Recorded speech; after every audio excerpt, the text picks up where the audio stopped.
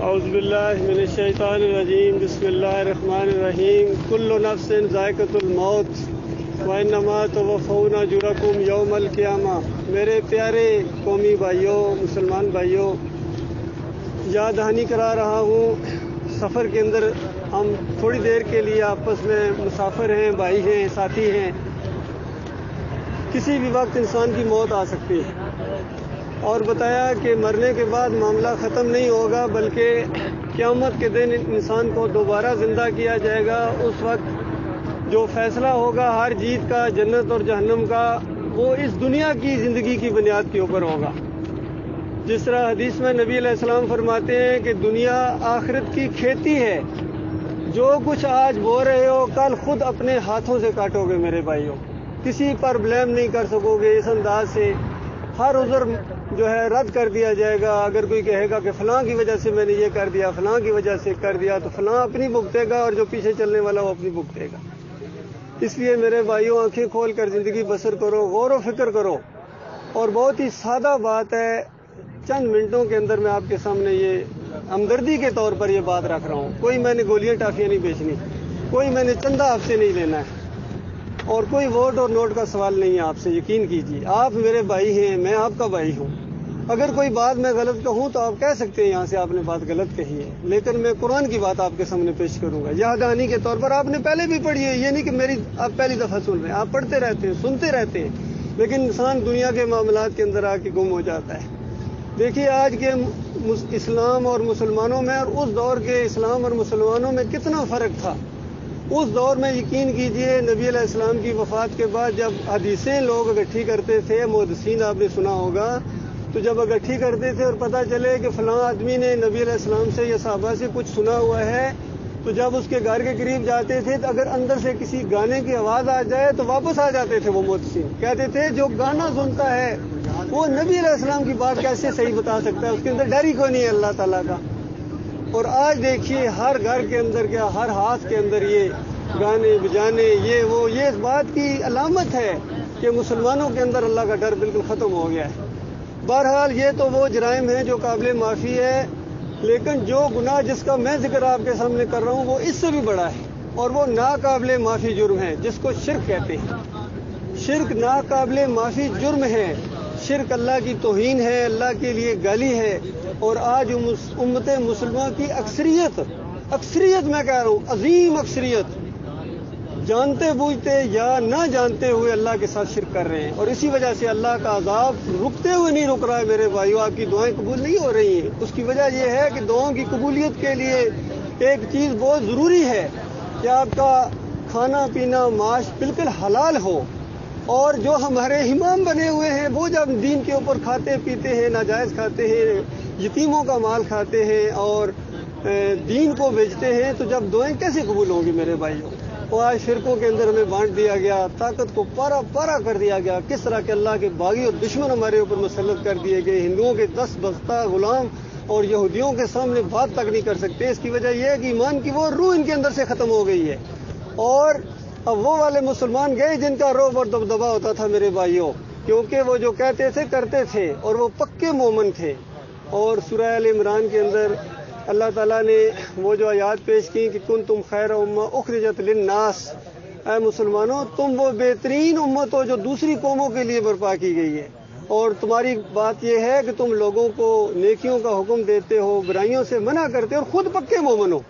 اسی طرح امیر المومنین عمر بن خطاب نے ایک دفعہ اپنے دور کے اندر یہ بات یاد دہانی کرائی کہ دیکھو مسلمانوں، یہ 3 باتیں اللہ نے فرمائی ہیں کہ اس کی وجہ سے تم بہترین امت ہو، کہ برائیوں سے روکتے ہو، نیکیوں کا حکم کرتے ہو، اور خود پکے مومن ہو۔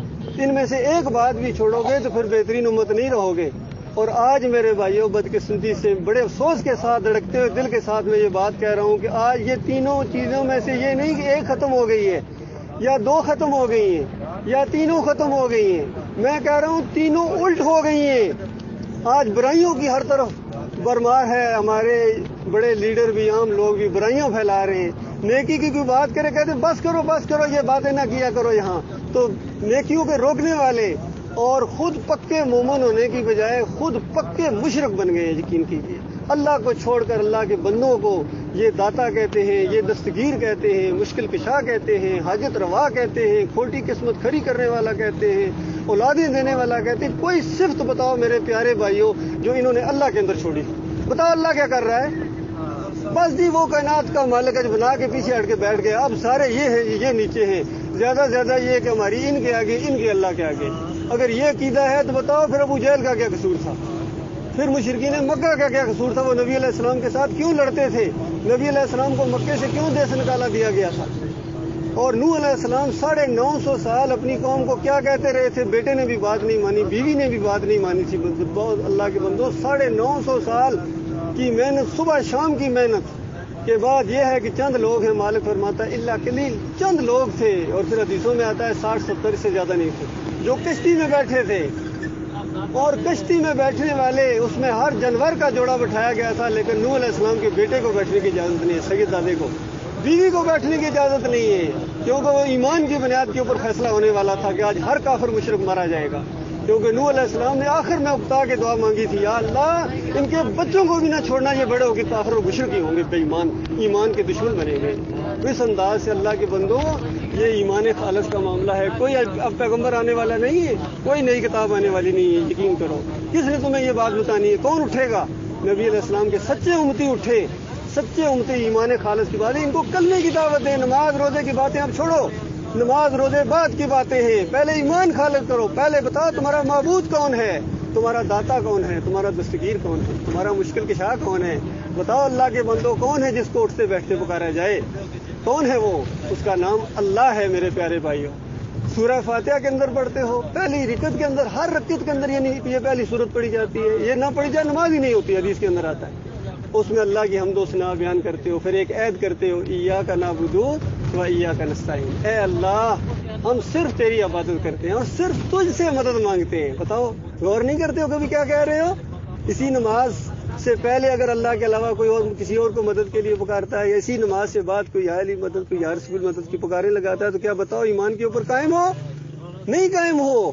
علی رضی اللہ اللہ کو پکارا کرتے تھے، یہی آیت پڑھا کرتے تھے، وہ رسول اللہ یہی آیت پڑھا کرتے تھے، وہ اللہ کو کہا کرتے تھے اللہ ہم تیری عبادت کرتے ہیں، اللہ ہم تجھ سے مدد مانگتے ہیں۔ کسی کو نہیں اعتراض ہوتا تھا کیا کہہ رہے ہیں، ابھی کسی اور کو وہ سوچ بھی نہیں سکتے تھے۔ اللہ کے پیارے بندوں، میرے پیارے بھائیوں، للہ یہ عقیدے کے اندر خرابی ہے، یہ شرک ہے۔ نمازوں کے باوجود، حج کے باوجود، تہجد گزاریوں کے باوجود، پوری دنیا کی خدمت خلق کرنے کے باوجود آپ کو ہمیشہ کی آگ کے اندر رہنا پڑے گا۔ اگر توبہ آج دنیا میں نہ کی، سچی توبہ کرو گے، 1000 گناہ اللہ معاف کر دے گا۔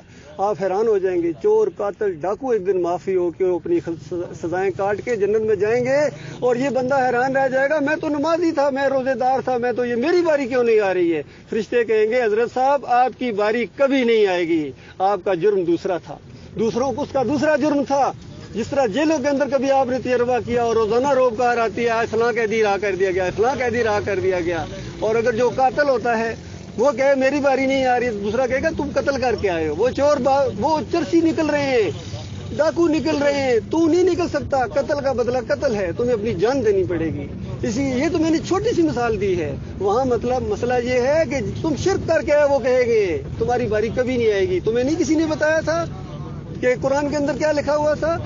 ان اللہ لا یغفر ان یشرک بہ، کہ اللہ نے کہہ دیا تھا میں شرک کو معاف نہیں کروں گا، ویغفر ما دون ذلک لمن، اس کے علاوہ اللہ نے کہا تھا میں جس کے لیے چاہوں گا معاف کر دوں گا۔ اور سورہ المائدہ نہیں پڑھی تھی کیا اللہ نے کہا تھا انہ من یشرک باللہ فقد حرم اللہ علیہ الجنہ ومأوہ النار وما للظالمین من انصار، کہ جس نے اللہ کے ساتھ شرک کیا اور مر گیا، توبہ نہیں کی ہے، اور اس کے بعد مالک فرماتا ہے اس پر جنت میں نے حرام کر دی، اس کا ٹھکانہ آگ ہوگا، ہمیشہ وہاں رہے گا، کوئی ظالموں کا مددگار نہیں ہوگا۔